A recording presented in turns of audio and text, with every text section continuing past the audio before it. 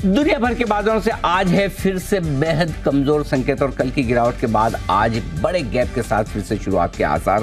लेकिन बड़ा सवाल है कि कुछ अहम लेवल को बाजार होल्ड कर पाएंगे या फिर ट्रेंड बदलने का आ चुका है समय। सपोर्ट लेंगे या फिर और फिसलेंगे, ढेर सारे सवाल जवाब है तैयार। स्वागत है आप सबका शेयर बाजार लाइव में। नमस्कार, मैं हूं अनिल सिद्धि। नमस्कार, मैं हूं दीपांशु भंडारी। तैयार हो जाइए, एक और एक्शन पैक डे के लिए।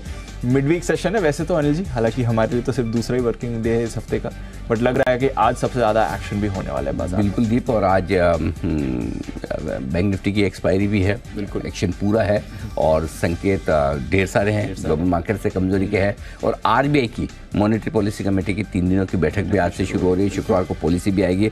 तो पूरे एक्शन के बीच में देख लेते हैं आज के ट्रिगर्स। एब्सोल्युटली सर, बताएं कहां पर रखें। देखने लायक है नहीं लेकिन देखने तो है ही। और आइए, खराब है। हाँ बहुत ही खराब है। 425 अंक लुढ़का है डाउ। कल 3:30 बजे बिल्कुल भी दूर दूर तक अंदाजा नहीं था कि अमेरिकी बाजारों में इस तरह की बड़ी कमजोरी हो सकती है। नैस्डैक में 250 अंकों की तेज गिरावट रही और वजह आपके सामने दूसरी विंडो में दिखेगी और वो है 10 साल की बॉन्ड यील्ड 4.8% पर आती दिख रही है। डॉलर इंडेक्स 10 महीनों की ऊंचाइयों पर पहुंचता हुआ 186 के आसपास। और साथ ही साथ अगर आप देखें तो ओपेक की बैठक के पहले कच्चा तेल थोड़ा सा बढ़ा है और कमोडिटीज पूरी तरह से बाकी दबाव में है। तो पूरा एक्शन ग्लोबल मार्केट से आपके लिए आता हुआ दिखेगा इस वक्त। तो बहुत ज़्यादा एक्शन आने वाला है सर बाजार में, और वही समझना है कि आखिर करें तो क्या करें, बिकॉज हम देख रहे हैं लगातार ग्लोबल वीकनेस आपके लिए बढ़ती जा रही है। कहानी वही है, जिस तरह से बॉन्ड यील्ड ऊपर जा रही है, डॉलर है, डाउ का रिएक्शन है, अमेरिका का आर्थिक डेटा है, सारी चीज़ें ने कल कंबाइन करके बाजार में प्रेशर डाल दिया सर। बिल्कुल दीप, और पिछले महीने से लगातार हम यही बात करें कि अल्टीमेटली हमारे बाजारों में या दुनिया भर के बाजारों में मजबूती तभी बनेगी जब आपको कहीं न कहीं डॉलर इंडेक्स और बॉन्ड यील्ड ठंडा होने के संकेत दें। इनफैक्ट ठंडा होने के बजाय ये तो और गर्म होते जा रहे हैं, लगातार बढ़ रहे हैं। और कल भी जो सबसे बड़ा झटका अमेरिकी बाजारों को लगा है वो वहीं से आता दिखा। 10 साल की बॉन्ड यील्ड 4.85% के आसपास में है। 16 साल की ऊंचाइयों पर बॉन्ड यील्ड है। आप सोचिए कि अगर बॉन्ड यील्ड इतनी ऊंची बनी रहती है और लंबे समय के लिए बनी रहती है तो कितनी मुश्किलें हो सकती है। हायर एंड लॉन्गर, जो वो पिछली बार से जो ये मुहावरा चल रहा है अमेरिका में कि ऊंची ब्याज दरें लंबे समय तक बनी रहेगी, अब वो हकीकत में बदलती हुई दिख रही है। अगली पॉलिसी जो नवंबर में होनी है उस पॉलिसी में भी अब ब्याज दरें बढ़ने की संभावना है। धीमे धीमे लोगों के मन में बैठती जा रही है। अब 30% से ज़्यादा लोग ये मान रहे हैं कि ब्याज दरें अगली बार पॉलिसी में फिर से बढ़ेगी। तो कहीं न कहीं सबसे बड़ा डर अब अमेरिका में ये हो रहा है कि जो आप बार बार लगातार ये सोचते थे कि ब्याज दरें कम हो जाएंगी या कम होना तो दूर छोड़िए, बढ़ना बंद होगा, अब तो ये अमेरिका में लोग ये सोचने लगे कि बढ़ना बंद कब होगा यही निश्चित नहीं है, घटने की बात तो छोड़ दीजिए। और 1 साल पहले सब लोग ये सोचते थे कि ये वो वक्त होगा जब ब्याज दरें घटना शुरू हो जाएगी। और आज फिर से यही सोचें कि यही वक्त अगले साल ऐसा होगा जब आपकी ब्याज दरें घटना शुरू होंगी। सो मतलब वो पूरा का पूरा जो साइकिल है ब्याज दरों में कटौती का, वो 1 साल के लिए आगे टल गया है कम से कम। सो आई थिंक वो सबसे बड़ी चीज़ है मेरे ख्याल से जो जो अमेरिकी बाजारों पर दबाव डालने का काम कर रही है। दूसरी बात है जो डॉलर इंडेक्स से आती हुई दिख रही है, वो डॉलर इंडेक्स की मजबूती ये सिर्फ इक्विटी मार्केट के लिए ठीक नहीं है, कमोडिटी मार्केट के लिए भी खराबी वाला मामला है। तो सभी जगह इक्विटी और कमोडिटीज दोनों पर बड़ा दबाव यहाँ से आता हुआ दिख रहा है। आप देखिए सोना तो लगातार 7 दिन से इस तरह से कमज़ोर हो रहा है, टूट ही रहा है सर, टूटे जा रहा है। बाकी मेटल्स देख लीजिए कमज़ोर हैं। थोड़ा बहुत कच्चा तेल अगर कल बढ़ा है तो उसकी वजह की ओपेक की बैठक हो रही है, इस वजह से मजबूती। अदरवाइज कच्चा तेल भी 5-6% आपका परसों निकल ही गया था। सो आई थिंक डॉलर की मजबूती दूसरी बड़ी वजह है जिसके चलते आप देख रहे हैं कि पूरा का पूरा मामला अमेरिका का बिगड़ता हुआ दिख रहा है। और कोई बड़ी बात नहीं है, इसके चलते अमेरिकी बाजारों में 400 पॉइंट की तेज़ गिरावट दिखी और नैस्डैक में 250 पॉइंट की तेज़ गिरावट दिखी है। तो आई थिंक मेरे ख्याल से पूरा का पूरा मामला वहीं पर फंसा हुआ है। डॉलर इंडेक्स, बॉन्ड यील्ड, जब तक ये बढ़ना ना रुके, जब तक ये यू टर्न लेके नीचे ना आए, तब तक मुश्किल है दीप, मामला मुश्किल है। और वहाँ पे डेटा भी रोज ऐसे ही आ रहा है जैसे और ऊपर लेकर जा रहे हैं, नीचे ले जाने वाला। हाँ, मतलब कहीं कोई रिलीफ वाली बात नहीं है। तो आई थिंक ग्लोबली तो मतलब सिचुएशन अब ये हमारे लिए कहना मुश्किल है कि ब्याज दरें बढ़ना, ये बॉन्ड यील्ड बढ़ना कब रुकेंगे या डॉलर इंडेक्स बढ़ना कब रुकेंगे, इसकी हमारी तो एक्सपर्टाइज है नहीं। ग्लोबल फैक्टर से 50 हो तो वो डिसाइड करेंगे। लेकिन जब तक ये नहीं होता तब तक ग्लोबल मार्केट्स के लिए शांत होना मुश्किल काम है। बिल्कुल। तो ग्लोबल मार्केट्स का तो एक बड़ा प्रभाव आप देख ही रहे हैं इस समय, बॉन्ड डील का बढ़ता इम्पैक्ट भी आ रहा है। अच्छा, हमारी एमपीसी भी शुरू हो रही है, तो उस पर भी हमारा फोकस अब अगले 2 दिन रहेगा, बट उससे पहले हमारे बाजार पर एक बार समझना है सर। लंबा वीकेंड था हमारे लिए, ग्लोबल बाजार से कोई भी अच्छे संकेत नहीं आए। इनफैक्ट 2 दिन में हमने देखा था करीब 125-250 पॉइंट डाउ फिसला भी था। उसके बावजूद कल हम उतना खराब नहीं हुए और ब्रॉडर मार्केट में तो हम अच्छे ही रहे। बट आज फिर क्या हो सकता है, कब तक हम होल्ड आउट करेंगे जब इतनी स्ट्रॉन्ग सेलिंग यूएस में आती दिखी? दीप, उससे पहले हमारे बाजारों के एक बड़े फैक्टर को भी समझना पड़ेगा। इससे पहले मैं आपके सवाल का जवाब दूं, और वो है एफआईएस की बिकवाली के आंकड़े। पिछले 7-8-10 दिन से देखें तो लगातार ऑन एन एवरेज आप देखिए 1000-1500 करोड़ की बिकवाली एफआईएस की हो रही है। कल के सेशन में 2034 करोड़ की कैश मार्केट में बिकवाली हुई। आप देखिए एक भी दिन का नंबर आपको पॉजिटिव नहीं दिख रहा है एफआईएस का। वो पुरानी वाली स्लाइड वापस लेके आइए, ये सारे के सारे आप देखेंगे लगातार 10 दिन से, इनफैक्ट लगातार 10 दिन से बिकवाली, और 10 दिन में 12000 करोड़ के आसपास का उन्होंने बेचा है। ठीक है, चलो ठीक है, बेचा है, लेकिन सीरीज की शुरुआत आपने बहुत हल्के नोट पे की थी। 31% एफआईएस की इंडेक्स लॉन्ग पोजीशन थी, जो कि बहुत कम मानी जाती है। लेकिन उसके बावजूद भी सीरीज के दोनों ट्रेडिंग सेशन में, पहला छोड़ दिए फ्राइडे को, मंडे छुट्टी थी, ट्यूसडे और कल, सॉरी फ्राइडे और मंडे, फ्राइडे और ट्यूसडे दोनों ट्रेडिंग सेशन में एफआईएस की इंडेक्स लॉन्ग पोजीशन घटी है सर। घटकर आपकी इंडेक्स लॉन्ग पोजीशन आ गई अब ऑलरेडी 24% के आसपास। करेक्ट, तो 31 से भी आप 24% आ गए। कैसे? 1840 करोड़ के कल इंडेक्स फ्यूचर्स बेचे, 1892 यानी 1900 करोड़ के स्टॉक फ्यूचर्स बेचे। तो कैश और दोनों तरफ इंडेक्स और स्टॉक्स मिला के देखे तो करीबन 5,500 करोड़ से ज़्यादा की बिकवाली एफआईएस की डायरेक्शनल बिकवाली है। इतनी बिकवाली झेलना मुश्किल काम है जी। मुश्किल काम क्यों है? लोकल फंड ने अपनी तरफ से 1360 करोड़ की खरीदारी की है। कल के आंकड़े तो एफआईएस की बिकवाली से ज़्यादा के, लेकिन प्रॉब्लम क्या है, एफआईएस की बिकवाली का प्रेशर एक तो आता है दिग्गज शेयरों में जो इंडेक्स पर दबाव बनाता है। कल भी आपने देखा है इंडेक्स खराब है, लेकिन ब्रॉडर मार्केट हरे निशान में बंद हो रहे हैं। सो लोकल पैसा जो जा रहा है, अगर हमारे फंड के पास पैसा है तो मिड कैप स्मॉल कैप शेयरों के फंड में है, तो वो वहीं खरीदते जाके, उनकी मजबूरी है, वो लार्ज कैप खरीद नहीं सकते। आमतौर पर एचएनआई इन्वेस्टर्स हुए, पीएमएस हुए या रिटेल इन्वेस्टर हुआ, तो उनको भी कैश मार्केट के स्टॉक खरीदने हैं। सो जो एफआईएस की बिकवाली का प्रेशर है वो दिग्गजों में, वो नहीं संभल रहा है। और दूसरी बात ये, अगर कैश मार्केट में खरीदारी का मामला भी है तो भी थोड़ा धीमा तो पड़ रहा है। वो धीमा इसलिए पड़ रहा है कि अब आप कैश के स्टॉक्स ले भी रहे हैं तो वो पहले की तरह अनाप शनाप नहीं बढ़ रहे हैं। अभी भी ब्रॉडर मार्केट ठीक है, खराब नहीं है, लेकिन पहले कैसा था, पहले पैसा बनाना आसान था जी, इजी था, लिया और आपको पता है लेने के बाद ऊपर ही दिखना है, नीचे नहीं आना।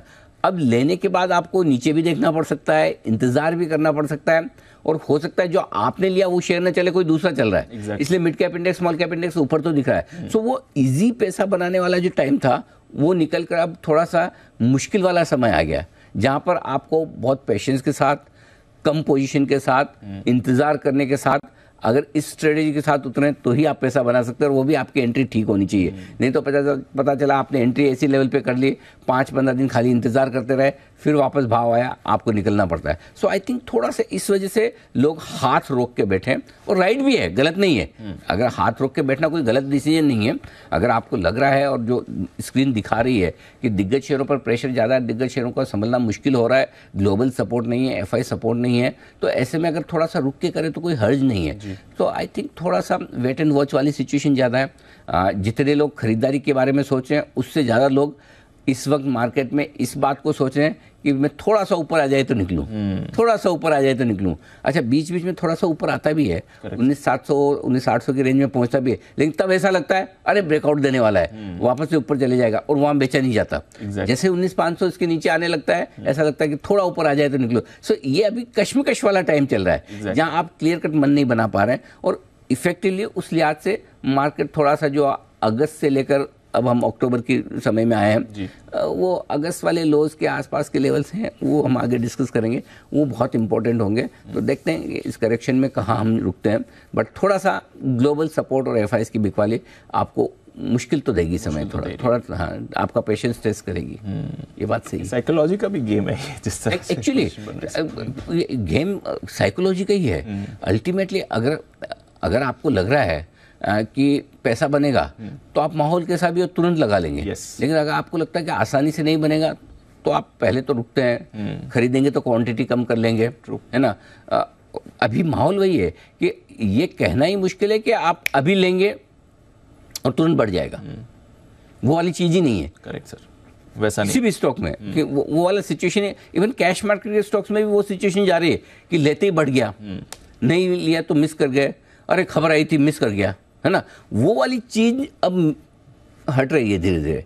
इसलिए अब बहुत सोच समझ के लोग थोड़ा, और वो अच्छा भी है कि अनाप शनाप मार्केट का मूड माहौल ऐसा हो तो अच्छी बात है, आप कूद कूद कर पैसा लगाएं। अब सही में इन्वेस्टिंग वाला टाइम अब आ रहा है, धीरे धीरे आपको अच्छे लेवल्स पे जब शेयर मिलेंगे तब आराम से खरीदिए। तब खरीदेंगे, ठीक है। चलिए, तब तक हमें बाजार का तो ऑफकोर्स नज़र रखनी है, रोज का एक्शन को समझना है। बट जो आपने कहा पैसा अब आसान नहीं है, आपको केयरफुल रहना है। बट जिस लिहाज से अभी भी हम देख रहे हैं, कल भी आपका mid cap small cap hold out कर गया, कोई परेशानी नहीं है, वो होल्ड आउट करेगा या फिर अब जो जिस तरह से बाजार की सेंसिटिविटी है उस पर रिएक्ट करेगा? दीप देखिए, थोड़ा रिएक्शन तो आएगा 100% आएगा, ऐसा नहीं कि नहीं आएगा। इसलिए नहीं आएगा कि mid cap small cap share में फ्लोज नहीं है, पैसा है, लेकिन अगर आपको पता है कि आज के मुकाबले में कल सस्ता मिलेगा तो आज आप क्यों खरीदेंगे? एग्जैक्टली। दूसरी चीज ये है कि लार्ज कैप मूड तो वही डिसाइड करते हैं इवेंचुअली, ठीक है। तीसरी चीज ये कि आपको पता है अगस्त से लेकर अब तक, सितंबर तक, अप्रैल से लेकर 6 महीने लगातार आपने mid cap small cap share में तेजी देखी है। ये लाइफ लॉन्ग तो होने वाला नहीं। ट्रू। तो किसी न किसी महीने में तो थोड़ी बहुत प्रॉफिट बुकिंग आएगी। तो क्यों नहीं आ सकती? करेक्ट। सो ये सब कारण ऐसे हैं जहां पर हल्का फुल्का रुकना स्वाभाविक है। अब इसमें क्या होगा, आपको जनरलाइज नहीं करना। इसका सिंपल फॉर्मूला है कि अगर आपके पास कुछ मिड कैप स्मॉल कैप ऐसे हैं जहाँ बहुत अच्छा प्रॉफिट है, तो पार्ट प्रॉफिट बुक करके बैठ जाएं ताकि आप आपकी कॉस्ट कम कर लें और थोड़ा सेफ हो जाए। तो इस वक्त, या आपको लगता है कोई स्टॉक आपने जरूरत से ज़्यादा खरीद रखा है ना, कभी कभी होता है ना, उत्साह में बड़ा खरीद लेते हैं, अरे अच्छी खबर है, अच्छा मूवमेंट है। अच्छी खबर से मेरा मतलब है कि जो भी स्टॉक को लेकर जो खबर आती है आपको, उसको लेकर आप एनालिसिस करते हैं। फॉर एग्जांपल वेदांता की खबर आई, आपको लगा बहुत अच्छी खबर है, ठीक है, चलो बड़ा ले लेते हैं। वो बड़ा लेने के बजाय सबसे इस तरह के मार्केट में पहला काम जो आपको करना चाहिए, ट्रेड की क्वांटिटी छोटी करनी चाहिए। सबसे पहले आप क्वांटिटी छोटी कर लो, जो तो क्या होता है, मैनेजेबल होता है। जैसे ही बड़ी क्वांटिटी की और एक दिन आपको ऐसी बड़ी गैप डाउन मिल गई या 2 दिन लगातार मिल गई, तो आपकी पोजीशन संभालना मुश्किल हो जाएगा। सो लीवरेज पोजीशन में दिक्कत है, बड़ी पोजीशन में दिक्कत है। छोटी पोजीशन अगर आपकी है कोई फर्क नहीं पड़ेगा, आप संभाल लेंगे और ये पीरियड भी वापस करेक्शन के बाद अल्टीमेटली तेजी होनी हो ही जाएगी। लेकिन अगर बड़ी पोजीशन है, लीवरेज पोजीशन है, वायदा कारोबार की पोजीशन, तो समस्या आएगी, वहाँ सावधानी रखें। दूसरी चीज़ एक और ये है कि ऑप्शन राइटर्स को भी थोड़ा सावधान रहना पड़ेगा। वॉलेटिलिटी बढ़ने के संकेत आ रहे हैं, दोनों तरफ हो सकता है। 2-3 दिन गैप डाउन बड़ा खुले, किसी एक दिन गैप अप भी खुल सकता है। आप ऐसा भी नहीं कि हमेशा ये श्योर ही हो सकते हो कि कॉल राइटर होके मैं पैसा बना ही लूँगा, पुट राइटर होके बना ही लूँगा। अगर आपको ऑप्शन की राइटिंग करनी है तो इस तरह के मार्केट में बेस्ट स्ट्रेटजी ये है दीप कि ऑप्शन की राइटिंग आप सिर्फ इंट्राडे करें। हाँ, सुबह करें, दोपहर तक करें, दोपहर तक खत्म करें। ओवरनाइट ऑप्शन राइटर्स के लिए अनलेस आप एट द मनी ऑप्शन बेच रहे हैं या नियर द मनी ऑप्शन बेच रहे हैं तो रिस्क ज्यादा है, आउट ऑफ द मनी थोड़ी कम है। हाँ, लेकिन ऑप्शन राइटर्स के लिए भी थोड़ी समस्या हो सकती है, इस तरह के मार्केट में बढ़ सकती है। तो इजी मनी किसी में भी हो, ट्रेडिंग में हो, इन्वेस्टमेंट में हो, ऑप्शन बाइंग में हो, ऑप्शन सेलिंग में हो, दोनों तरफ थोड़ा सा मुश्किल हो सकता है, इसलिए थोड़ी सावधानी रखें। थोड़ी सावधानी बरतनी है, ठीक है सर। चलिए, आज के फिर स्ट्रैटेजी समझाएं सर, कुछ खास बात आज की? आज की खास बात में ये दीप की डॉलर इंडेक्स और बॉन्ड यील्ड की मजबूती जो है अमेरिका में, वो प्रेशर डालने का काम करेगी। FIs की बिकवाली का मैं बोल ही चुका हूँ आपको। अब कुछ 2-3 इंपॉर्टेंट डेटा मैं आपको देना चाहता हूँ। 31 अगस्त ये डेट आपके लिए बहुत इंपॉर्टेंट है। अब 31 अगस्त आप सोचेंगे ये क्या है। 31 अगस्त के लोज से हमने तेजी बनाई है और 20,200 का हाई निफ्टी पे बनाया और 46,310 का हाई हमने बैंक निफ्टी पे बनाया है, जो 31/10 से हमने तेजी शुरू की थी। 31 अगस्त का लो अगर टूटता है तो ट्रेंड में बदलाव होगा। तो अब आपके लिए सबसे इंपॉर्टेंट सपोर्ट जोन क्या है? 19,250, 19,350, 19,223 का लो बनाया था हमने 31 अगस्त को इंट्राडे बेसिस पर। क्लोजिंग हमारी 19,253 हुई थी, तो ब्रॉडली बने 19,250, 19,350। ये आखिरी सपोर्ट जोन है निफ्टी के लिए, आखिरी सपोर्ट जोन। बैंक निफ्टी के लिए 43,600, 43,800। 31 अगस्त का लो बैंक निफ्टी का 43,830 का था और अगस्त के महीने में हमने 43,600 के आसपास का हमारा एक बड़ा स्ट्रॉन्ग बेस है। सो 43,600, 43,800 बैंक निफ्टी में स्ट्रॉन्ग सपोर्ट। अब यहाँ पर आए तो क्या करना है? और मेरा ये मानना है अगर इस लेवल के आसपास आता है और आपके पास कैश है 33%, अच्छा 25 से 33% अपने रिस्क के हिसाब से बिल्कुल डाल दीजिए, बिल्कुल डाल दीजिए, क्योंकि वो गिरते ये इन्वेस्टर्स के लिए। देखो ट्रेडर्स के लिए स्ट्रेटेजी रोज की अलग होती है, कभी कभी खराब मार्केट में इन्वेस्टर्स के लिए स्ट्रेटेजी में इसलिए खराब मार्केट में देता हूँ, उनके लिए अच्छे भाव और अच्छा माहौल दोनों साथ में नहीं मिलते ना। माहौल खराब होगा तो ही भाव अच्छे होंगे। Exactly. तो आपको अगले 200-250 पॉइंट में आपको तैयारी रखनी है कि अगर मुझे 19,200 19,300 की रेंज में मार्केट मिलता है तो मेरा 25 से 33% depending on that point in time, कि अगर उस टाइम बहुत ज़्यादा सिचुएशन ग्लोबली ख़राब नहीं हो रही तो 33% डाल दीजिए, ज़्यादा ख़राब होती दिख रही तो 25% डाल दीजिए। लेकिन जो इन्वेस्टर्स एंटर करने के लिए इंतज़ार कर रहे हैं उनके लिए लेवल ये आ रहा है, और यही लेवल बैंक निफ्टी पर 43,600 43,800 का है। अगर आप पैसा डालना चाहते हैं 100% यहाँ पर आपको एक इंस्टॉलमेंट डालनी ही डालनी है। अगर आप इन्वेस्टर है तो आपको डालनी है। अब मैं फिर बोल रहा हूँ कि इन्वेस्टर और ट्रेडर कंफ्यूजन ना रखें, ये इन्वेस्टर्स के लिए, बिल्कुल निवेशकों के लिए ये बहुत बढ़िया है। तो ये अब अगला इंपॉर्टेंट बहुत है।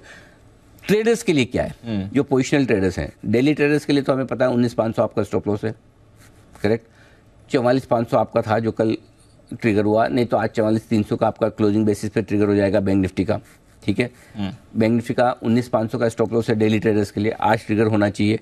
कल तो बच गए, 528 पे बंद हुए, तो वो अपनी जगह है। लेकिन जो पोजिशनल ट्रेडर्स हैं उनके लिए स्टॉप लॉस आ रहा है, और उनके लिए कि 19,250 अगर इसके नीचे निफ्टी बंद होता तो मेरा ट्रेंड अभी तक जो पॉजिटिव चल रहा है, क्योंकि हमने 19,225 से जो हमने 20,200 की यात्रा देखी है उसमें ट्रेंड पॉजिटिव है, ये ट्रेंड पॉजिटिव से न्यूट्रल हो जाएगा। और 44,000 के नीचे बंद होने पर ट्रेंड पॉजिटिव से न्यूट्रल होगा। एक दो आंकड़े बताता हूँ। जी सर बताइए। 19,500 के ऊपर आप 20 ट्रेडिंग सेशन से बंद हो रहे हैं जी, और अगर आज उसके नीचे बंद होते हैं तो आपको कम पोजीशन करनी चाहिए। एक और इंटरेस्टिंग आंकड़ा बताता हूँ जी। 19,500 के ऊपर आप पहले 19 दिन तक लगातार उसके ऊपर बंद हुए, बाद में एक करेक्शन आया।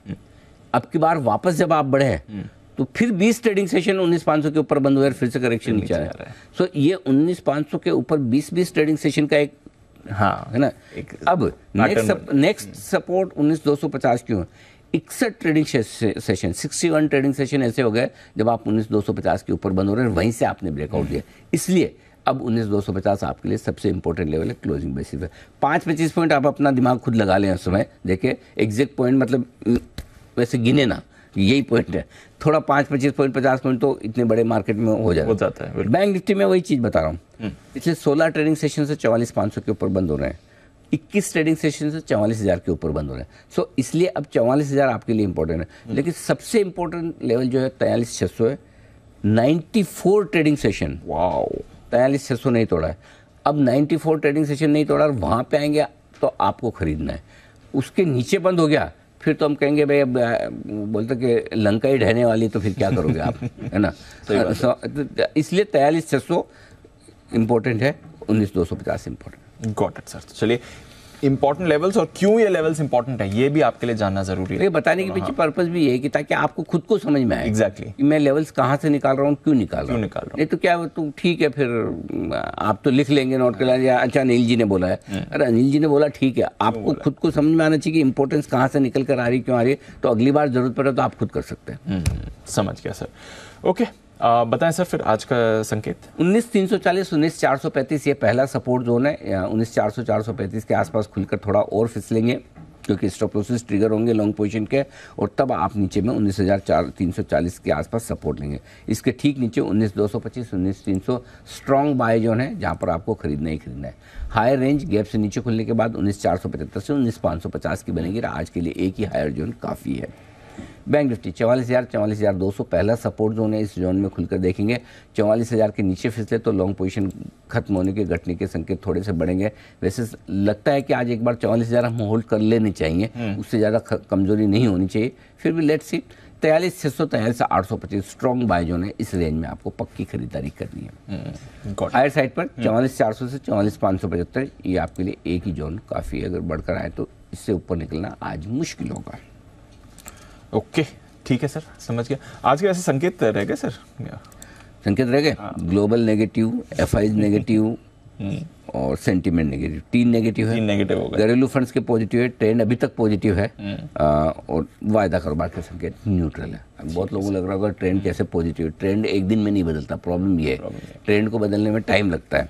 अगर ट्रेंड रोज बदलने लगे तो फिर सुबह का ट्रेंड अलग, दोपहर का अलग, शाम का अलग हो जाएगा। तो ट्रेंड बदलने जब तक कोई बड़े और इंपॉर्टेंट लेवल नहीं टूटते तब तक ट्रेंड नहीं बदलता। ट्रेंड कब बदलेगा? जब 19,250 और 44,000 के नीचे या 43,600 के नीचे आप बंद होंगे तब। Got it sir. अच्छा, वैसे आपने पॉइंट ये मेक किया, बट संकेत खराब हैं बट बाजार हल्के हैं सर, यही अच्छी बात है। हाँ, यही सबसे बढ़िया बात है। और मैं तो एक्चुअली गड़बड़ क्या होगी मैं बताऊँ। गड़बड़ ये होगी कि शुक्रवार के दिन, सीरीज के पहले दिन बाजार बहुत कूद गए। हाँ, अगर वो नहीं कूदे होते ना तो और अच्छा होता, क्योंकि तब तो फिर जो लॉन्ग पोजीशन बनी वो तो शुक्रवार को ही बनी है सीरीज के पहले दिन। बाकी तो लॉन्ग थे ही कहाँ। गुरुवार को तो, पिछले गुरुवार को कट गए। एक्सपायरी में तो हम सारे शुक्रवार को जोश में आ गए। Correct sir. वो लोग नहीं बने होते तब तो हम इतना भी नहीं करते। इतना भी नहीं करते, समझ और बेटर हो। सो FIs की इंडेक्स लॉन्ग पोजीशन घटकर 24% है, हल्की है। निफ्टी का put call ratio 0.91, bank Nifty 0.7 है। ठीक है, बिल्कुल कंफर्टेबल है। ठीक है सर। स्टॉप लॉस मौजूद हो? 19,465 खुलते ही आपका लॉन्ग पोजीशन का ट्रिगर हो जाएगा। क्लोजिंग भी अगर आपकी 19,500 के नीचे बंद हो रही है आज, तो स्टॉप लॉस इंट्राडे और क्लोजिंग दोनों 19,465 रखे। बैंक निफ्टी का इंट्राडे 44,150 है और क्लोजिंग 44,300 है। ये आपको रखना है स्टॉप लॉस, जो आज दोनों ट्रिगर होंगे। जिनको डीप स्टॉप लॉस ज़्यादा लगाना है वो 44,000 का लगाएं निफ्टी में, ना सॉरी बैंक निफ्टी में। बाकी मेरे हिसाब से 44,300 ही काफ़ी होगा। शॉर्ट साइड पर 19,675 अब आपका स्टॉप लॉस होगा इंट्राडे और क्लोजिंग बेसिस पे। और बैंक निफ्टी पर 44,600 थोड़ा नीचे की तरफ खींच के लाए हैं। स्टॉप लॉस दोनों ही थोड़े नीचे किए, 19,800 से 19,675 किए। और ये हमारा 44,800 से 44,600 हुआ है स्टॉप लॉस, थोड़ा नीचे की तरफ। ठीक है सर। नई पोजीशंस के लिए बताइए फिर क्या करना है, क्योंकि लग रहा है आज गैप डाउन होगा। गैप डाउन के बाद कैसे पोजीशंस बनानी है? तो कल के हाइस को स्टॉप लॉस मान के आप शॉर्ट करें 44,625 के।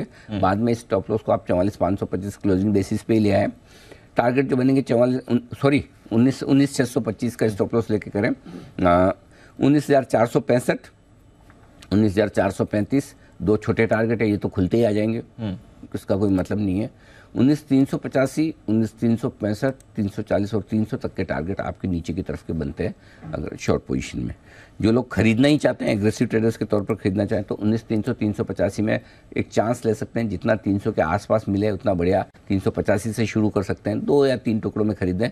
19,200 का आपका स्टॉप लॉस होगा, थोड़ा दूर का है और वही लगाना है ताकि आप क्वांटिटी कम खरीदें।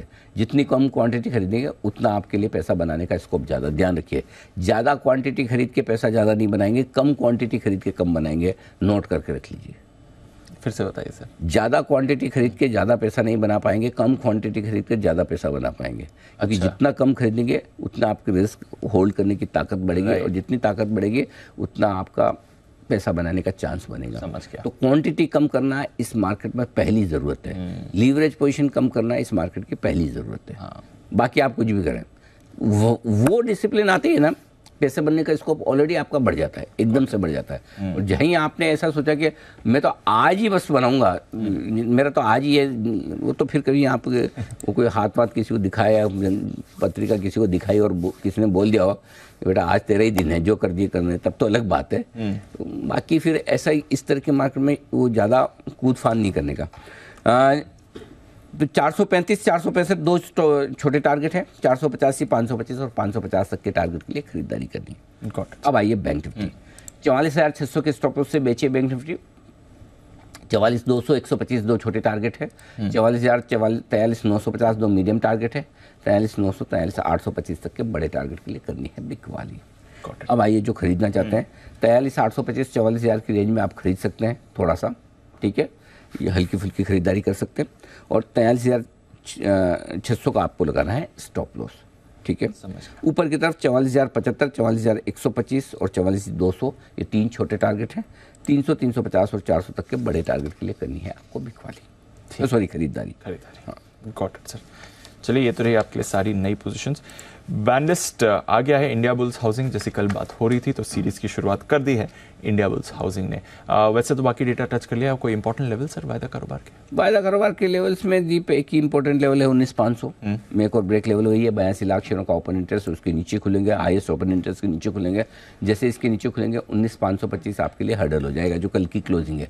अब वापस आप जब तक हरे निशान में नहीं आए तब तक तो आप कुछ सोच ही नहीं सकते कि अच्छा हो रहा है लाइफ में। ये रिस्क, ये तकलीफ रहने वाली है।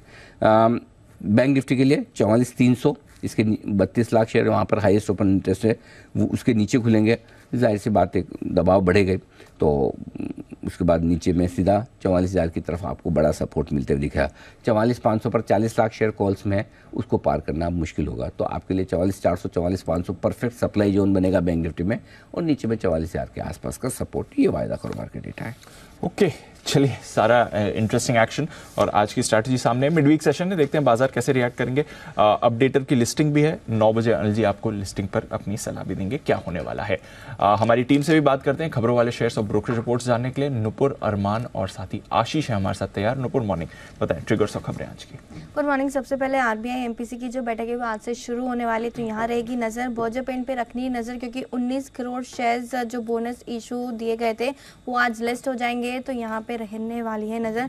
चोलामंडलम इन्वेस्टमेंट, जहाँ पे बोर्ड बैठक है, क्यूआईबी के इशू प्राइस पर आज विचार होने वाला है, तो इसके अनाउंसमेंट पर भी रखेंगे नजर। आईपीओ के लिहाज से अपडेटर सर्विसेज की आज लिस्टिंग होने वाली है। कैबिनेट की मीटिंग है 10:30 बजे, तो इसके आउटकम पर भी रहेगी नजर। आईपीओ अपडेट्स में प्लाजा वायर्स, जहाँ पे अब तक अगर आप देखें तो करीबन 28 गुना बढ़ते हुए दिखा है। रिटेल में सब्सक्रिप्शन आपको सबसे ज्यादा दिखेगा, एनआईए में 53 टाइम्स का सब्सक्रिप्शन आते हुए नजर आया। वैलेंट लेबोरेटरीज, फाइनल अपडेट बता देती हूँ, आईपीओ बंद हो चुका है।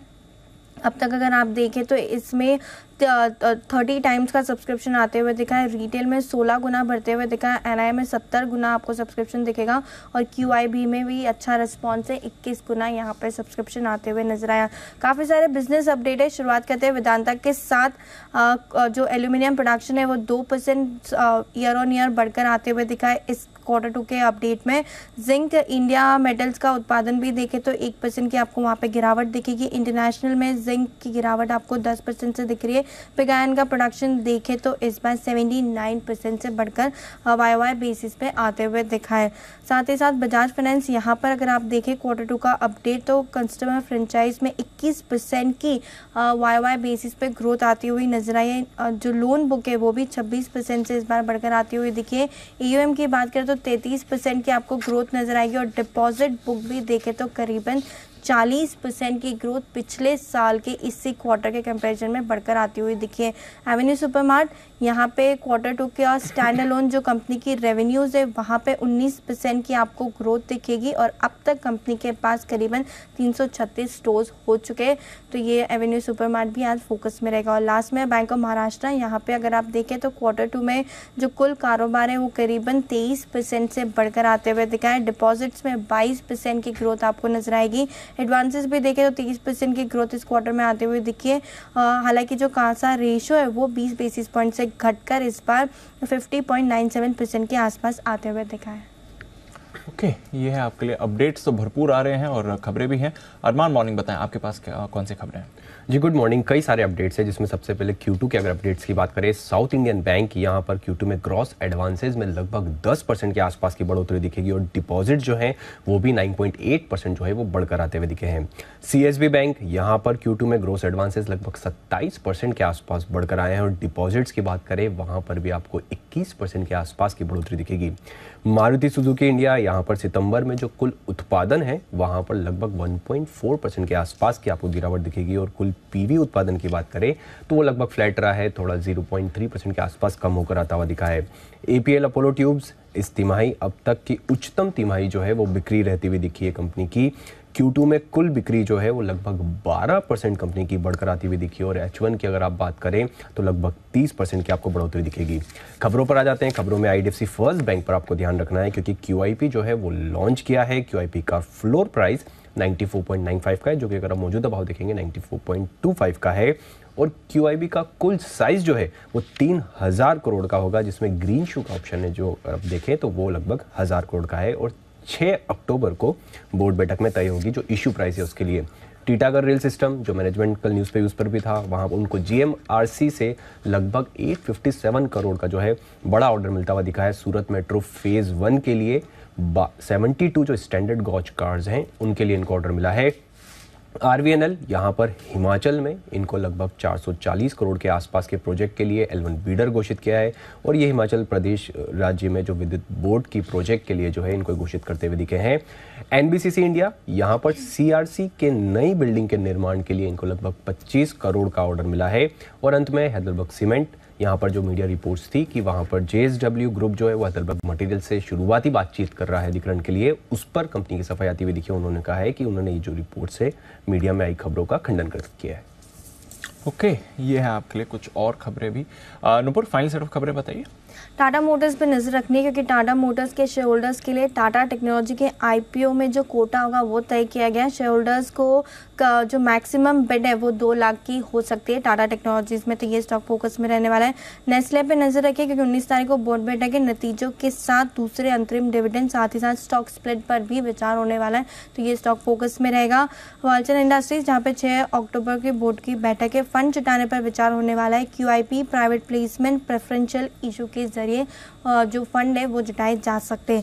टैक्स नोटिस काफ़ी सारी कंपनीज को मिलते हुए लगातार दिख रहे हैं। बजाज फिनसर्व पे नजर रखनी है क्योंकि सब्सिडी को 1010 करोड़ का GST डिमांड का जो नोटिस है वो मिलते हुए दिखा है, तो ये स्टॉक फोकस में रहेगा। मारुति सुजुकी जहाँ पे FY20 के लिए 2160 करोड़ का ड्राफ्ट टैक्स असेसमेंट ऑर्डर मिला है, जहाँ पे ये डिमांड किया गया है, तो ये स्टॉक भी आज फोकस में रहने वाला है। LIC को भी पेनल्टी IT डिपार्टमेंट की तरफ से पेनल्टी का डिमांड नोटिस मिला है, 84 करोड़ का नोटिस मिलते हुए दिखा है, जो असेसमेंट ईयर 12-13 AD-19 के तहत इसे दिया गया है। प्रमोटर एक्शन में देखेंगे तो हैप्पीएस्ट माइंड जहाँ पे गे प्रमोटर ने करीबन अशोक सुटा साहब ने करीबन 1% हिस्सेदारी बेची है ओपन मार्केट के तहत। 28 सितंबर को ये ट्रांजैक्शन किया गया था। मंगलम सीमेंट जहाँ पे प्रमोटर ने इंटरेस्टिंगली 85,000 शेयर्स खरीदे ओपन मार्केट से, 29 सितंबर को ये ट्रांजैक्शन हुआ है। और लास्ट में नवीन फ्लोरिन जो हमने ब्रेकडाउन दिखा था स्टॉक पे, पब्लिक शेयर होल्डर गोल्डमैन सैक्स ने करीबन 3 लाख शेयर, आधे % से ज़्यादा की हिस्सेदारी ओपन मार्केट के जरिए 29 सितंबर को बेची थी। अब उनकी हिस्सेदारी 2.38% रह गई है कंपनी में। ओके, ये है आपके लिए सारी की सारी खबरें। काफ़ी स्टॉक्स पर आज एक्शन आने वाला है और ढेरों ब्रोकरेज रिपोर्ट्स भी हैं जो लेकर आए हैं आशीष FIR।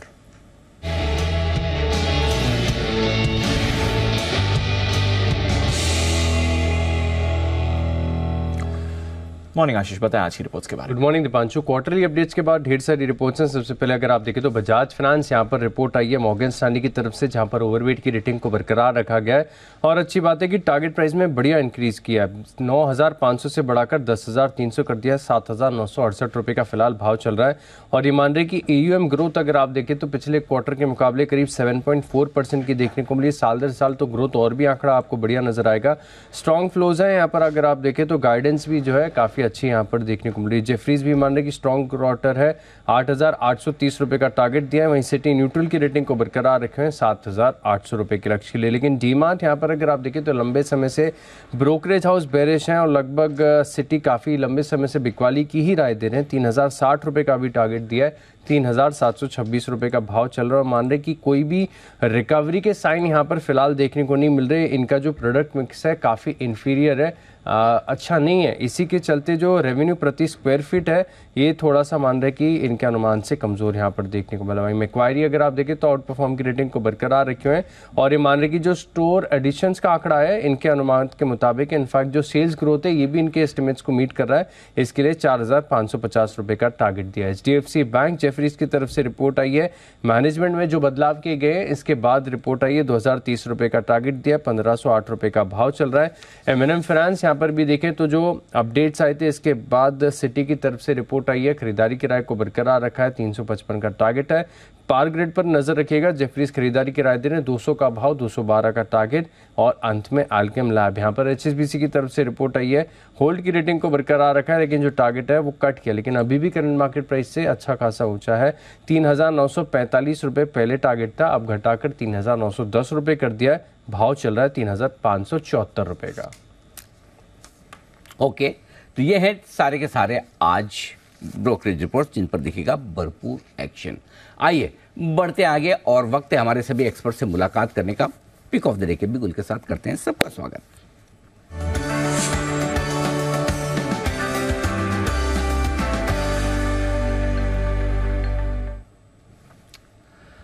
जुड़ चुके हैं हमारे साथ कुणाल जी, हिमांशु जी और अमरीश सर। आप सबका बहुत बहुत स्वागत है। हिमांशु जी सुप्रभात, करें शुरुआत, बताएं सर आपका पिक ऑफ द डे। सुप्रभात अनिल जी, सभी को। अनिल जी, खरीदारी का आइडिया है, खरीदना है बजाज फाइनेंस, जिसमें कल टुवर्ड्स एंड एक बहुत ही स्ट्रॉन्ग ब्रेकआउट आता हुआ नजर आया। और बजाज फाइनेंस मैंने पिछले हफ्ते फ्राइडे को भी रिकमेंड किया था जाते जाते। मुझे लगता है अनिल जी, खराब ग्लोबल क्यूज के चलते अगर कोई गैप डाउन मिलता है तो इसमें खरीदारी के मौके ढूंढने चाहिए। 7,910 7,920 ये रेंज अगर मिलती है ओपनिंग पे तो मुझे लगता है रिस्क रिवॉर्ड फेवरेबल बनेगा, जहां पे तेजी की पोजीशन बनाई जा सकती है 7,850 रुपए के स्टॉप लॉस के साथ। अपसाइड में 8,120 8,150 के दो टारगेट्स के लिए बजाज फाइनेंस आज का pick of the day. Okay, pick of the day Bajaj Finance, ये है आपके लिए खरीदारी करने की राय। और थोड़ा सा नीचे मिले तो और भी बेहतर, कमजोर मूड माहौल है बाजार का उस लिहाज से, लेकिन जो अपडेट आया है क्वार्टरली वो बहुत ही जबरदस्त है। उसके दम पर मजबूती और बढ़नी चाहिए। आइए अमरीश सर से भी लेते हैं उनकी पसंद का share. Amrish sir good morning, बताएं। गुड मॉर्निंग हल जी। आज का पिक है एथर इंडस्ट्रीज। ये मेजर केमिकल मैन्युफैक्चरर है फॉर फार्मा, एग्रोकेमिकल्स और ऑयल एंड गैस सेक्टर के लिए। कॉन्ट्रैक्ट रिसर्च और मैन्युफैक्चरिंग भी एक मेजर रेवेन्यू सोर्स है इनके लिए। काफ़ी प्रोडक्ट्स में ये सोल इंडियन मैन्युफैक्चरर है। करीब 290 प्लस कस्टमर्स हैं अक्रॉस 22 कंट्रीज। मार्की क्लाइंट्स हैं अक्रॉस सेक्टर्स।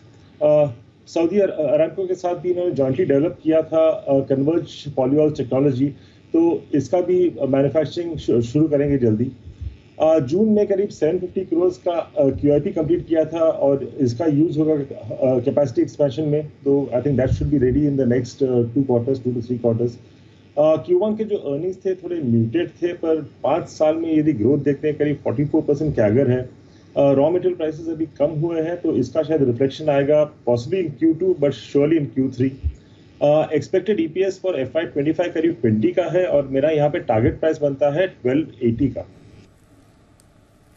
ओके, आइए बढ़ते आगे और कुणाल जी से लेते हैं उनकी पसंद का शेयर। कुणाल जी गुड मॉर्निंग, बताएं सर कौन सा पिक ऑफ द डे चुना है आपने? सुप्रभात अनिल जी, सुप्रभात दीपांशु। अनिल जी देखिए, आज बाजार में अशांति है तो मैंने ये सोचा है कि अनिल जी बेहतर ये रहेगा कि थोड़ा शांत रहे सवेरे, तो इसीलिए अनिल जी आज नोटागिरी करूंगा, तो मेरी ओर से अनिल जी सप्रेम नोटा स्वीकार करें। अरे कसम से, मतलब एकदम कसम से, आप ही की कसम से, मतलब और बाकी छोड़ो दूसरे।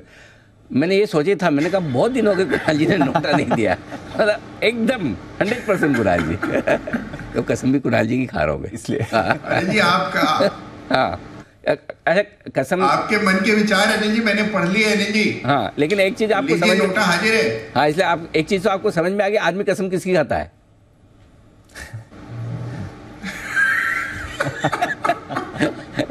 जी हिमांशु जी बता रहे। जी हिमांशु जी बताइए।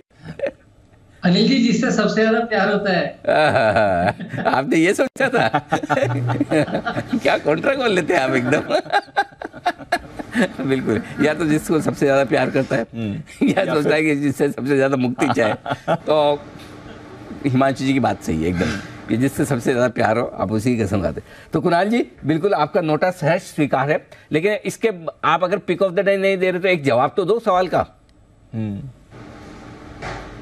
हाँ जी अनिल जी बताइए। बताइए बुधवार का दिन क्यों खास है? बुधवार का दिन अनिल जी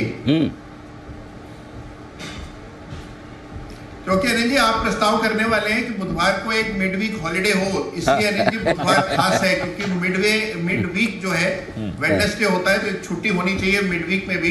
इसका प्रस्ताव रखेंगे अनिल जी सारे रेगुलेटर्स के सामने। एक चीज बताओ दीप, ये जो वो सारे बड़े बड़े वो था ना प्रोग्राम, मिस वर्ल्ड और मिस इंडिया और वो टाइप के, वहाँ पे जो सवाल पूछा जाता है उनसे फाइनल क्वेश्चन के बेसिस पे डिसाइड होता है ना कौन मिस वर्ल्ड या मिस यूनिवर्स बनेगी। तो उनसे जब सवाल पूछते तो उनको जो सोचने का टाइम चाहिए, तो वो क्या करते, जैसे किसी ने सवाल पूछा तो सबसे पहले तो वो ये बोलेंगे thank you so much for asking this very intelligent question, I am grateful, so you ask me this.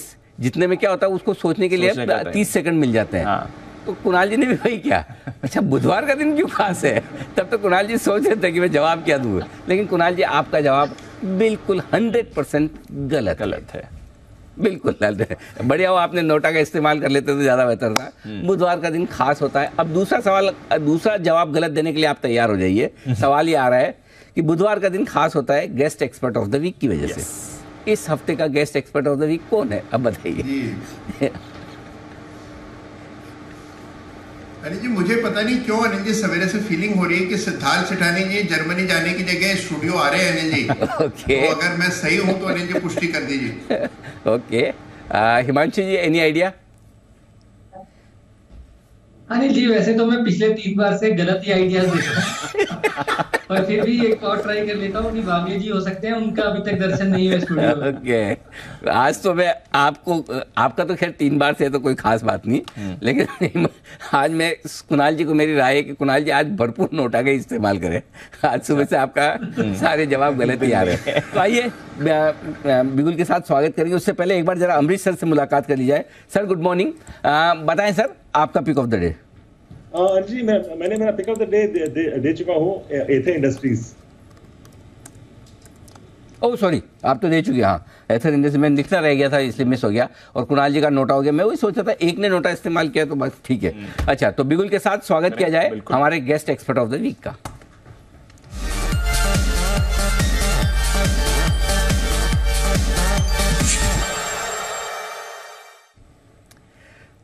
तो आज के हमारे guest expert of the week है विश्वेश चौहान। विश्वेश जी बहुत बहुत स्वागत है आपका। आपको ये सुनकर खुशी हुई या दुख हुआ कि कोई भी आपका नाम गेस नहीं कर पाया? जी खुशी होती है, खुशी हुई कि इस मार्केट में जहां लोग अगला आने वाला ट्रेड गेस कर लेते हैं ये नहीं गेस करना अच्छी बात माना जाऊंगा। चलिए बढ़िया। तो चलिए शुरुआत करते हैं सर, आपका पिक ऑफ द डे से बताइए। अनिल जी देखिए, मुझे काफ़ी टाइम से जो मार्केट है वो थोड़ा सा वीक ही लग रहा था, और आप देखिए जहाँ पे 4.8 हो गया है 10 ईयर यील्ड और 106 के ऊपर हो गया है DXY, वहाँ पे हमारे मार्केट में अनिल जी थोड़ा सा सॉफ्टनेस रहेगा। और मैं बस स्टूडियो में बाहर बैठा था और मैं रिव्यू कर रहा था। अनिल जी मुझे लग रहा है कि निफ्टी एक क्रिटिकल सपोर्ट है 19,500, अगर वो टूटता है तो अगला लेवल 19,200 का है। और बैंक निफ्टी की अगर बात करें तो वो भी अगर 44,200 तोड़ता है तो 43,700 तक आ सकता है। तो थोड़ा सा सॉफ्टर रहेगा, इसीलिए मैं कंजर्वेटिव ट्रेड करना चाहूँगा। मुझे लगता है कि इन अ मार्केट जहाँ पे वीकनेस है, आपको कैश स्टॉक के साथ रहना चाहिए, और कैश स्टॉक्स में कल के दिन में हमने एक अच्छा रिवर्सल देखा है, वहाँ पर मैं बाय करना चाहूँगा। स्टॉक का नाम है EIH होटल, 232 का क्लोज है। मुझे लगता है आज अगर सॉफ्टर ओपन होता है 227 तक मिलता है तो लेना चाहिए। यहाँ पे 220 का स्टॉप लॉस रखना चाहिए अनिल जी, और मुझे लगता है 242 तक के हम टारगेट एक्सपेक्ट कर सकते हैं। ओके, EIH 242 जी, चलिए तो 232 पर खरीदिए। 242 के टारगेट के लिए ये आ रही है आपके लिए विश्वेश जी की तरफ से राय। आइए सुमित जी भी हमारे साथ तैयार, उनका भी करते हैं स्वागत। सुमित जी गुड मॉर्निंग, बताएं आपकी pick of the day. Good morning Deepanshu. Pick of the day के तौर पे जो स्टॉक अभी रडार पे है वो है bank of India. Bank of India के अंदर एक तेजी का मोमेंटम बना हुआ है, स्टॉक तेजी के ट्रेंड में है। स्टॉक एक अच्छी खासी तेजी दिखाने के बाद थोड़ा सा साइडवेज हुआ और कल इसमें वापस से ऊपर का मूव देखने को मिला। तो बैंक ऑफ इंडिया यहाँ से अभी और ऊपर का मूव दिखा सकता है। जिन्होंने ले रखा है वो लोग होल्ड करें, यहाँ पे फ्रेश खरीदारी भी कर सकते हैं। स्टॉक का जो नीचे में इमीडिएट ट्रेडिंग के लिहाज से सपोर्ट बन रहा है 108 109 के पास का बन रहा है, तो 108 के स्टॉप लॉस से बैंक ऑफ इंडिया में खरीदारी करके चलने का सलाह रहेगा। ऊपर में 118 रुपए से लेके 121 रुपए तक के level immediately bank of India में देखने को मिल सकते हैं। तो 108 के स्टॉप लॉस से खरीदारी करें 118 121 के टारगेट्स के लिए। ओके, 118 121 का टारगेट बैंक ऑफ इंडिया पर करें खरीदारी। यहां पर आपको रखनी है नजर। बैंक ऑफ महाराष्ट्र पर भी रखिए नजर। यहां पर अपडेट भी आया है, PSU बैंक्स आज फिर से फोकस में रह सकते हैं। एडवांसेस यानी कि लोन ग्रोथ इनकी करीब 23-23% रही है। डिपॉजिट्स 22% बढ़कर आए हैं। कासा रेशियो थोड़ा इनका घटकर आया है, बट अदरवाइज परफॉर्मेंस बढ़िया रही है बैंक ऑफ महाराष्ट्र की। चार्ट्स में भी काफी एक्टिव रहा है। सुमित जी एक बार जरा इसकी भी चार्ट देख लीजिए। कल 3.5 ऑलमोस्ट 4% ऊपर था बैंक ऑफ महाराष्ट्र, 50 के लेवल के पास बंद हुआ। आज के लिए चार्ट क्या कहती है सर? दिवांशु, ये स्टॉक में हम कंटिन्यूसली बाइंग का व्यू दे रहे हैं, लोअर लेवल से भी दे रहे हैं और कल भी इसमें दिया था। बैंक ऑफ महाराष्ट्र चार्ट्स के ऊपर बढ़िया दिख रहा है, 50 का लेवल क्रॉस करना चाहिए और जल्दी ऊपर में 55 रुपए तक के लेवल बैंक ऑफ महाराष्ट्र के अंदर देखने को मिल सकते हैं। तो जिन्होंने ले रखा है होल्ड करें, कोई भी छोटा मोटा डिप मिलता है तो खरीदारी कर सकते हैं। आने वाले दिनों के अंदर ये स्टॉक के अंदर 55 रुपए तक के मूव ऊपर में देखने को मिल सकता है। 50 का लेवल क्रॉस करते ही तेजी और बढ़ेगी। ओके, ये है आपके लिए बैंक ऑफ महाराष्ट्र। इस पर भी रखिए अपडेट अपडेट आया है, इस पर भी रखिए नज़र जरा आप रखिए बजाज फाइनेंस पर। हिमांशु जी ने तो अब इस पर खरीदारी की राय दे ही दी है चार्ट्स के बेसिस पर। एक बार जरा अमृतसर से भी पूछ लिया जाए उनका क्या व्यू है। अमृतसर, बजाज फाइनेंस अच्छा अपडेट इनकी तरफ से आते हुए दिखा है। लोन बुक में करीब 26% की ग्रोथ है और डिपॉजिट ग्रोथ ऑलमोस्ट 40% की आई है। टोटल AUM 33% बढ़कर आया है। बजाज फाइनेंस पर अपना व्यू दें सर एक बार। बजाज फाइनेंस पे short term to medium term शायद यहाँ से काफी अच्छा अपसाइड आ सकता है because of the sort of news which has come. पर मुझे लगता है कि स्लाइटली लॉन्गर टर्म में जो दिक्कत आ सकती है इज फ्रॉम जियो, जहाँ पे we should see action over the next 1.5-2 years। तो लॉन्ग टर्म के हिसाब से I would be a bit cautious, but short to medium term में काफी अच्छा अपसाइड है। ओके बजाज फिनसर्व, विश्वेश जी एक बार आपसे राय लेना चाहूंगा बजाज फिनसर्व पर, क्योंकि इनके लिए अच्छी खबर नहीं है और टैक्स नोटिस हम देख रहे हैं रोज ही आपके लिए निकल कर आ रहे हैं। आज भी कई सारे टैक्स नोटिस आए हैं। बजाज अलायंस जो इनकी सब्सिडी है उसको 1010 करोड़ का GST डिमांड नोटिस दिया गया है। जरा बजाज फिनसर्व देखें क्योंकि कल डेज हाई पर बंद हुआ था सर। दिक्कत वही है दीपांशु कि इन दिनों स्टॉक जो डेज हाई पे रहते हैं अगले दिन वो डेज लो के आसपास खुलते हैं, मतलब प्रीवियस डे के 1530 अगर टूटता है दीपांशु तो मेरे हिसाब से स्टॉक में गिरावट आ सकती है। 1500 और 1480 ये लेवल हम एक्सपेक्ट कर सकते हैं। मोर और लेस ये स्टॉक एक साइडवेज अप ट्रेंड में रहा है, तो अब अगर डिक्लाइन आता है और 1480 टूटता है दीपांशु तो मुझे लगता है थोड़ा सा नेगेटिव हो जाएगा स्टॉक के लिए शॉर्ट टर्म में। तो ओपनिंग में मैं कहूँगा कि अगर छोटा सा लॉस हो तो निकल जाए और लॉन्ग ऐड करने की वेट करे फिलहाल। ओके चलिए नजर रखिए बजाज फिनसर्व पर भी। एक और कंपनी जहां पर आपको टैक्स नोटिस आते हुए दिखा है वो है आपके लिए मारुति सुजुकी। यहां पर हिमांशु जी एक बार जरा नजर डालें। 2160 करोड़ का ड्राफ्ट टैक्स असेसमेंट ऑर्डर दिया गया है IT इनकम टैक्स डिपार्टमेंट से। तो मारुति पर रहेगी नजर। इनका अपडेट भी आया है प्रोडक्शन को लेकर पिछले महीने का, जहां पर कुल प्रोडक्शन करीब 1.5% गिर कर आया था मारुति के लिए। चार्ट्स क्या कहती हैं सर मारुति की? अनडाउटेडली स्टॉक एक बहुत ही स्ट्रॉन्ग अप ट्रेंड में है। नए हाइज बनते हुए स्टॉक में नजर आए हैं और मुझे लगता है कि कल का जो प्राइस एक्शन है ऑलरेडी कहीं ना कहीं शायद इस नेगेटिव न्यूज को थोड़ा डिस्काउंट कर चुका है। एक बड़ी बियरिश मोरुबुजू कैंडलस्टिक कल बनते हुए नजर आई है। ओपनिंग हाई से सेम थे और उसके बाद एक during the day clear cut one way sell off देखने को मिला। मेरा मानना है कि ड्यूरिंग दिस टर्मोइल जो बाजार में छोटा मोटा करेक्शन देखने को मिल रहा है 10,200 से लेकर 10,100 150 ये 100-150 पॉइंट तक का एक अच्छा सपोर्ट जोन है। इन लेवल्स पर मुझे लगता है कि फिलहाल ये जो लेग ऑफ डिक्लाइन है ये अरेस्ट होती हुई नजर आ सकती है। तो 10,150 10,100 के इंपॉर्टेंट सपोर्ट लेवल्स हैं, उन लेवल्स तक शॉर्ट टर्म में स्टॉक शायद करेक्ट होता हुआ नजर आ सकता है। ओके ये है आपके लिए मारुति जिस पर रखनी है नजर। एक राय वेदांता पर भी हो जाए। कुणाल जी जरा एक बार चार्ट देख लें। कल तो ऑफकोर्स डीमर्जर की खबर के बाद काफी दौड़ा था। इनका प्रोडक्शन अपडेट भी आया। प्रोडक्शन अपडेट कुछ ज्यादा खास नहीं रहा इनका, बट ऑफकोर्स कल तो अच्छी तेजी में रहा था वेदांता। जरा बताएं अब इसमें क्या रखनी है नजर सर। देखिए दीपांशु हर लेवल पर हर्डल आपको ऊपर के लेवल्स पर देखने को मिलेगी। एक क्लियर हर्डल है 240 रुपए के आसपास, तो 240 से 245 के बीच मुझे लगता है कि काफी बड़ा कंजेशन है और वहां पर एक बिकवाली का दबाव झेलना पड़ेगा। तो कोई एक वन वे रनवे रैली देखने की संभावना मुझे कम दिखती है। मुझे लगता है कि 240 के आसपास से स्टॉक पे वापस से बिकवाली का दबाव आएगा और ओवरऑल ट्रेंड जो है वो कुछ समय के लिए सप्रेस्ड रहेगा। तो मेरी राय खरीदारी की नहीं है। मुझे लगता है कि उछाल पे बेचना चाहिए, नीचे के लेवल्स पर खरीदारी के बारे में विचार करें। ओके ये है आपके लिए वेदांता। अमृतसर कोई राय वेदांता पर, ये डीमर्जर की जो खबर आई है सर? देखिए नॉर्मली डीमर्जर में वेल्थ क्रिएशन होता है, पर डीमर्जर फाइनली होने वाला है करीब 12 महीने बाद। तो अभी जो ऊपर जा रहा है बिकॉज ऑफ दिस न्यूज शायद 240-250 के आसपास रुक जाए। So this is more of a trading move. और दूसरा जो ट्रेडिंग मूव मिलेगा शायद 1 साल के बाद closer to the record date, उसके पहले शायद लेके one should sell once you get the those 5 or 6 new demerged entities, तो उस वक्त बेच देना चाहिए। ओके चलिए ये है आपके लिए वेदांता। देखते हैं 240-250 तक अमृतसर को काउंटर यहां से जाते हुए दिख भी रहा है। IDFC first bank, Sumit ji इस पर राय दे दें एक बार। QIP इन्होंने लॉन्च किया है। 3,000 करोड़ का QIP है, 2,000 का बेस इशू और 1,000 करोड़ का ग्रीन शू ऑप्शन भी है। करंट लेवल के आसपास ही फ्लोर प्राइस भी निकल कर आता है। चार्ट्स क्या कहते हैं सर? 2-4 रुपए का डिप इसके अंदर देखने को मिल सकता है। 90 रुपए 92 रुपए तक के लेवल में इसमें नीचे में खरीदारी करके चलने का सलाह रहेगा। अब की बारी जब ये स्टॉक ऊपर में 97-98 का लेवल ब्रेक करेगा तो फिर 104 से 105 रुपए तक का मूव ऊपर में इसमें देखने को मिलेगा। स्ट्रक्चर मजबूत है, स्टॉक एक बुलिश ट्रेंड के अंदर में है, छोटा मोटा करेक्शन दिखा रहा है, तो कोई भी यहाँ से 2-4 रुपए का डिप आता है तो उसमें खरीदारी करे। आने वाले समय में, आने वाले दिनों में ये 100 का लेवल क्रॉस करेगा और 105 रुपए तक का मूव ऊपर में देखने को मिल सकता है। ओके, तो ये है राय आपके लिए IDFC फर्स्ट बैंक में। आइए